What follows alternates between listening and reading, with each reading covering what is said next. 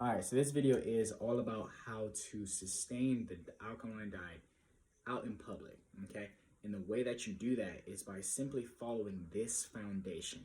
This foundation is, let's say, for example, you're at McDonald's, right? And McDonald's is one of the worst places on the planet. I really would not recommend going there. But let's just say you're at McDonald's and you're with some friends and family, they about to eat, and you don't want to make them necessarily feel bad for what they're eating, and you kind of just want to blend in, right? You don't want to cause any problems. You don't want to have them question you, whatever, right?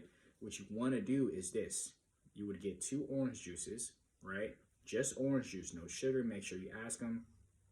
And what you would do is get a salad.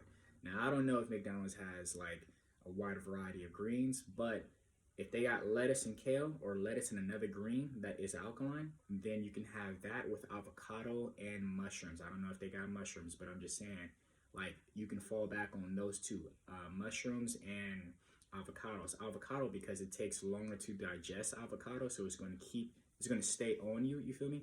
And then the mushrooms, because the mushrooms is like the meat for alkaline vegans, okay?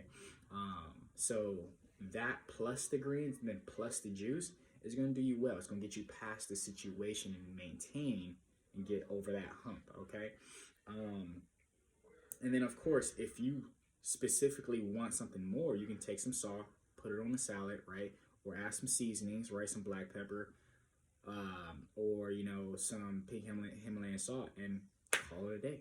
Okay, and that right there is how you can be able to sustain the alkaline diet still in public and in family settings.